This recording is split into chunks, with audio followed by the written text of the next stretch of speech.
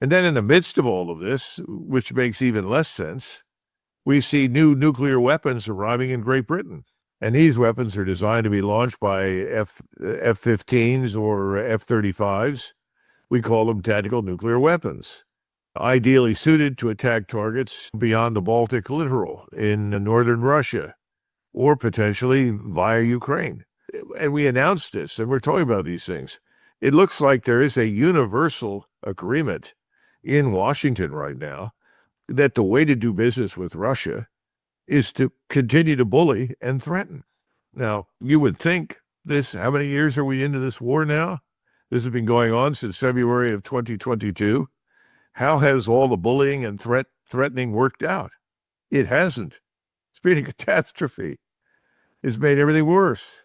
So why are we continuing to do this? The next question is, who is really governing the United States? That's what people don't seem to know. You're talking about 1%, the 1% with billions that control trillions. And this 1% is driving us to war in the Middle East. It's driving us to war with Russia. And this 1% consists in some cases of ideologues. These ideologues go back to the 60s. Susan Sontag was a good example, who said the white race in America is a cancer that needs to be cut out. Then you have George Soros that says the world will be better, especially Europe, when it's flooded with Africans and Arabs. We in NATO and the United States, we're good because we're a liberal democracy. That's a joke. Our democracy is a fraud. That's one of the things I talked about in the Versailles on the Potomac. The ballot box is broken. You can't vote your way out of anything anymore. No matter who you vote for, you get the same disastrous outcome. So obviously democracy has failed miserably. And then if you're an authoritarian, you're bad because all the liberal Democrats are good. That's absurd. Because if you look at the authoritarianism, at least in Russia, and I would argue in several other places, these societies are very solid. Russian society is cohesive. Russia is a success. Putin isn't in danger of being overthrown.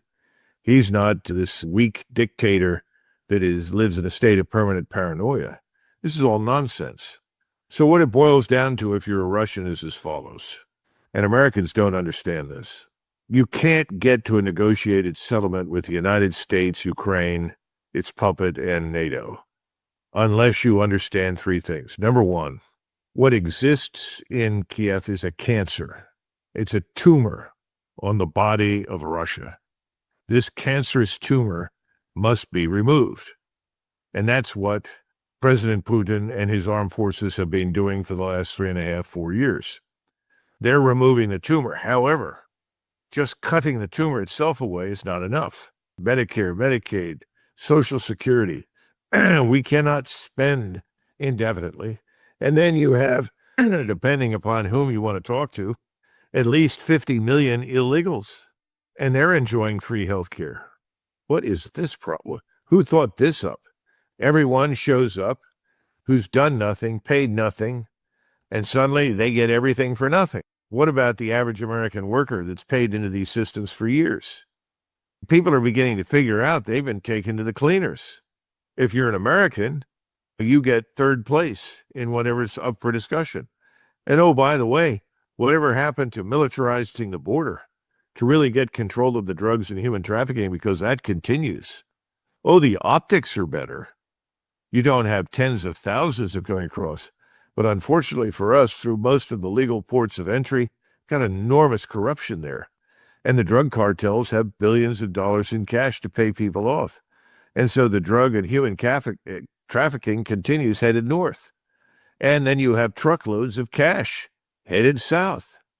This is incredible what goes on. So we haven't fixed these things. But optics are everything right now for politicians. It's what looks good must be good.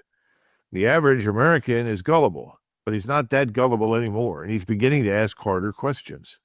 Now, we in the United States don't understand that. Most Americans don't understand how much power and influence over all of this the CIA has, or MI6, or the Mossad. If you go into the Middle East, you see the same thing happening today in Syria, with this corridor that reaches from Israel along Syria, where the Druze live, up to where the Kurds live, and then ultimately to Azerbaijan. This long corridor is designed to sustain the flow in oil, of gas, and potentially other things, commodities into Israel, but it's also there to split Iran from Russia and to strangle Iran to the extent that they can, better yet, to balkanize it by breaking it up, hence the interest in Azerbaijan's potential invasion of northwestern Iran. So we have the same playbook, if you will, that we saw fail miserably against Russia in Ukraine being implemented now. Now, there are a lot of variables in this one, far more complex than what they tried to do in Ukraine, because you're dealing with the ISIS remnants that now constitute a new Syrian jihadist regime. You still have the Alawites up in the corner who are being helped and assisted by the Russians to survive. And then you have the Israelis that are continuing to encroach. They want to control the watershed that comes out of the Mount Hebron. They want to control southern Lebanon, and firing storm shadows or firing Taurus missiles or, God forbid, tomahawks, that's all designed to provoke the Russians. And that's because people think if we provoke them and then they respond to us, we'll be able to really hurt them. Somebody showed me the statistics on the integrated air defenses. I don't think I should say integrated, just air defenses, that we and the Israelis have provided in the region to protect Israel primarily, obviously. Their effectiveness has been roughly 35%. You can't survive missile attacks when only 35% of the missiles that you attack are destroyed. And that's why Iran now is in infinitely better shape than it was just a few months ago. It now has integrated air defenses, and they're getting better with each passing day. And we know the Russians in Ukraine, certainly over the last 4 years, their performance has reached the point where 97% of everything the Ukrainians and NATO throw at the Russians stop, disrupt, or destroy. That's superb. We have no such capability. So when you start talking about provoking the Russians, what's your plan when the Russians strike back? You mentioned Oreshniks. That's the tip of the iceberg. It's almost as though you're stepping into the ring with a heavyweight champion. And the heavyweight champion is new. He's young, he's vigorous and powerful. My point is, you can't get that in a settlement with the United States that ends up with a U.S./British puppet in charge in Kiev. Even if it's a rump Ukrainian state, can't be done. Secondly, you can't have a state where the CIA, MI6, and Mossad are effectively controlling everything, which is the case today in Ukraine. That means that President Trump faces the unenviable task of crossing the Dnieper River, of going into Kiev, eventually down into Odessa. And I think that's what they're preparing to do. But before they go, they're going to systematically annihilate whatever remains of Ukrainian military power east of the Dnieper River. And that's what's going on. These cauldrons contain the last remnants. In other words, instead of a lightning offensive, this operation is more like a vacuum cleaner. In other words, you're using the vacuum cleaner at various points to clean up and eliminate the opposition. And remember, the purpose of this special military operation was also always root out and destroy the Ukrainian military that is there because of its association with the regime. That's almost over. That's going to happen very soon. And then they have to do what I said, because if you don't do it, whatever agreement you come to, you will see a resumption of cancer. They expect to take over and run Europe as soon as they have enough people on hand, and breeding seems to be their preeminent goal. You know, what is Europe going to do? Is Europe going to defend itself? Because right now it's pretending to be dependent upon us. If the Europeans think the U.S. military is going to intervene and save them from the real enemy they face, which is inside their own countries, they're very much mistaken. That's not going to happen. So it's a tragic set of circumstances. It's so interesting because 5 years ago, President Trump made it abundantly clear to me that he thought the Europeans should be their own first responders. He felt strongly the best thing for Europe is to be as independent as possible in terms of their military capability. He saw that as a way to avoid a conflict between us and Russia, but he also thought it would be very healthy for Europe to stand on its own 2 feet.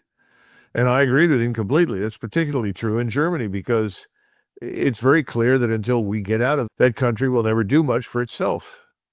It's not going to defend itself. It won't even take action to defend its own population from what's happening inside the country. So we need to get out. We've just signed this deal, and part of the deal is we're not leaving. But there were opportunities to do things differently. But the point is now it's a done deal. It's a fact. It's not something that you go to war over. Everybody accepts that. But apparently everybody doesn't all of a sudden.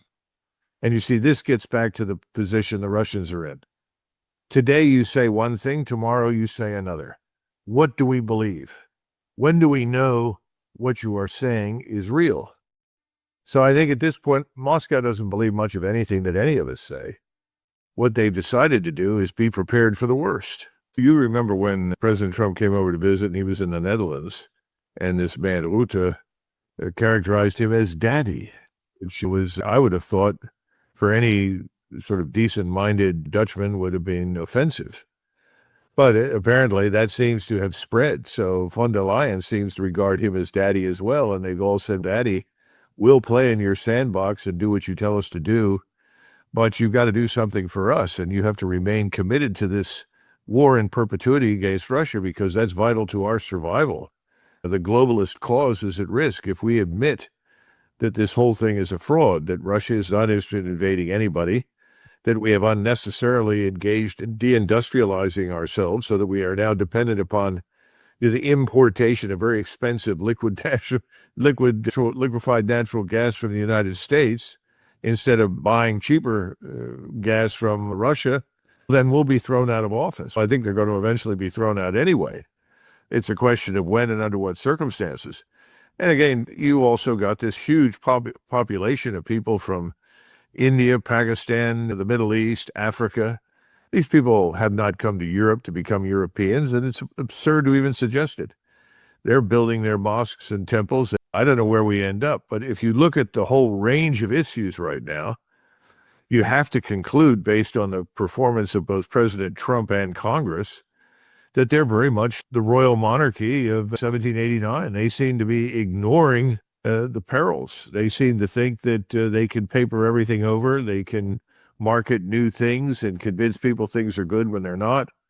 And that ultimately we can continue to double down and deal with the debt. We just had another Treasury sale that went nowhere. No one is buying our debt. Nobody wants to invest their money in treasuries. And so we have a number of elaborate schemes right now under consideration to try and ambush people into investing in the United States. It's not working very well. And then we have the tariff war. And I keep asking, how does this tariff war that we've unleashed on the world going to repatriate or bring back a manufacturing base to the United States? Is this helping us in any substantive way? And frankly, the one single market that's the greatest concern for us, with which we have the most difficulty because it's the largest trade deficit, is China. And we're making no progress there, nor are we likely to. Then we look at the recent trade deal between the EU and the United States, and it looks like a deal between the imperial power and its colonies. But President Trump, I don't think, has any influence over this. I think there are other powerful figures. It's back to the 1%. The billionaires on Wall Street and in the City of London banks, that's one group. You have another group of what I call neocon billionaires that are firm believers that they hate Russia. They are rabid Israeli advocates. They want war. And then there's the third group that's always been with us, certainly since the early 60s. These are just warmed over Bolsheviks. But you've got people like Soros who are multi-billionaires, and that's what they are.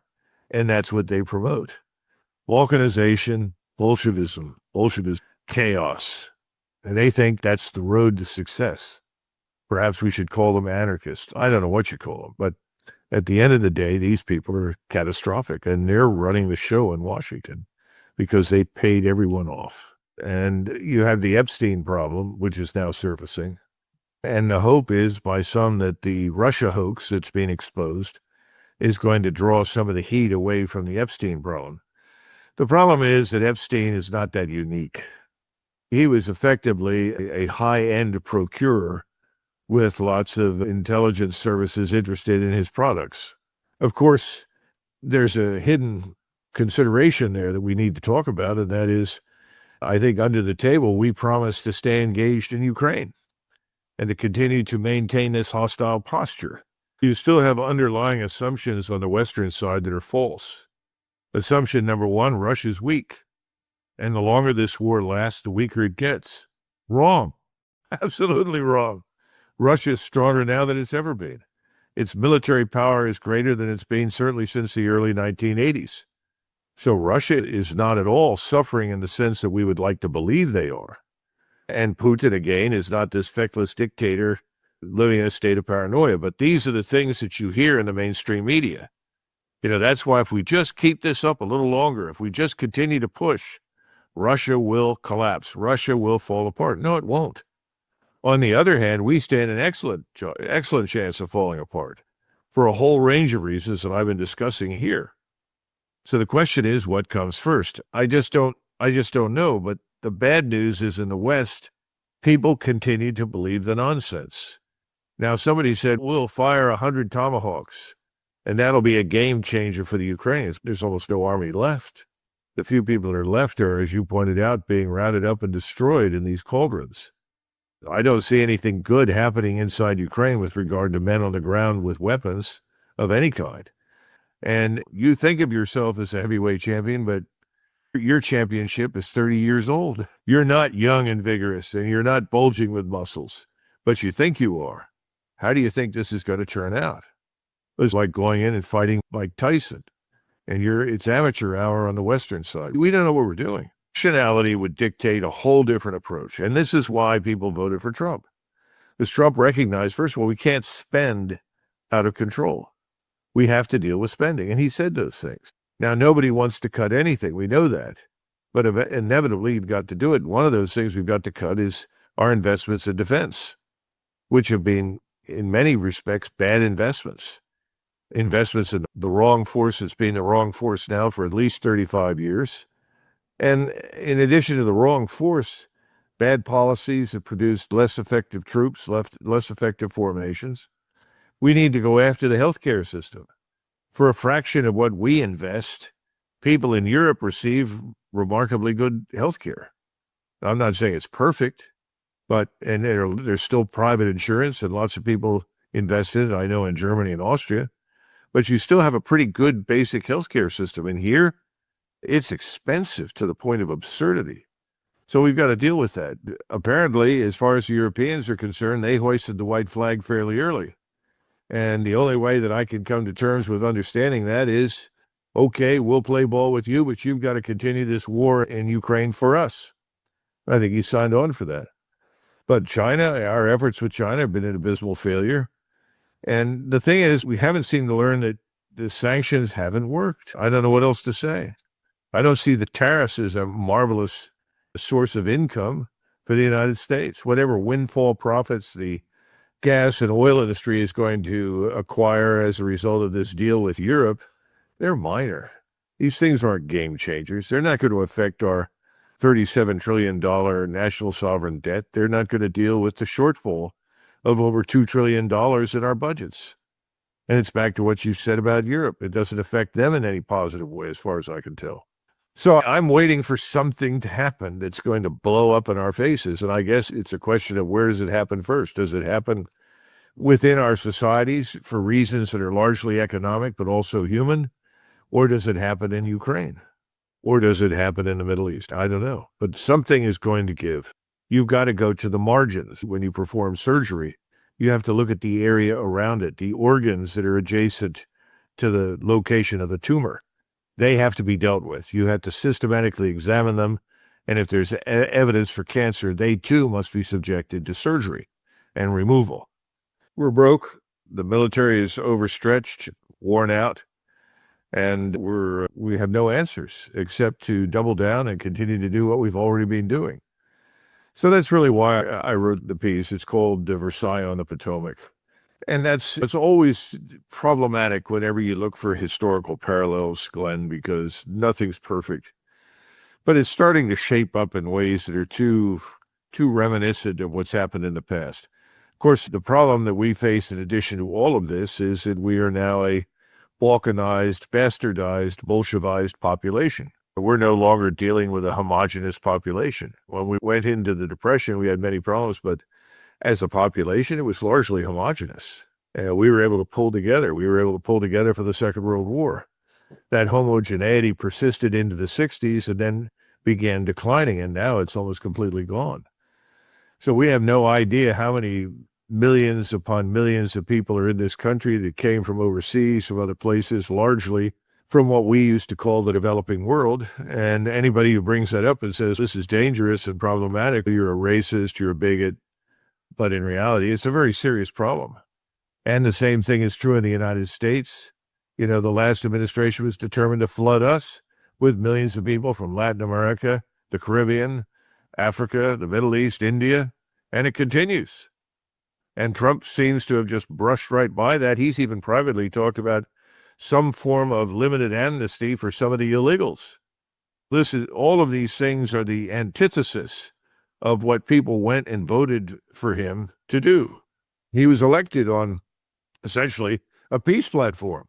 Disengage from Ukraine, stop the war, insist on stability in the Middle East.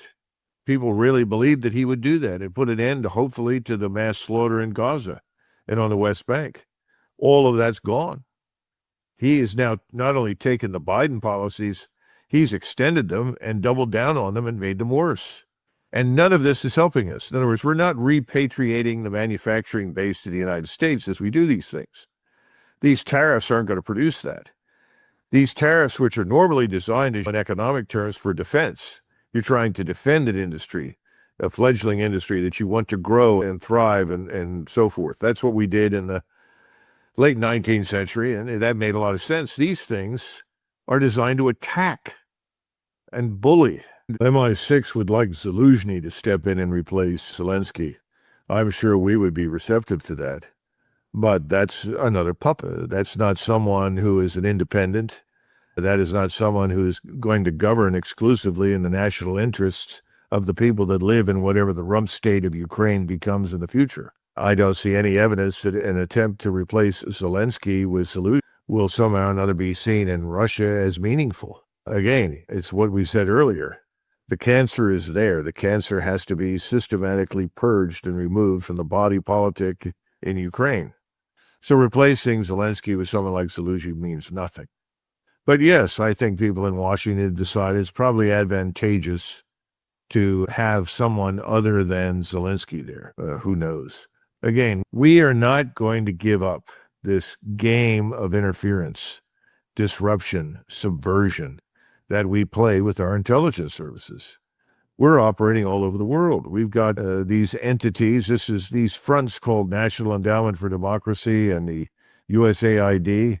Everyone cheered when President Trump set out to shut those down. They're terrible. They're occupied and staffed with people that want perpetual revolution. They're Trotskyite revolutionaries. They have nothing to do with liberal democracy. That's ridiculous. And the CIA certainly doesn't give a damn about that.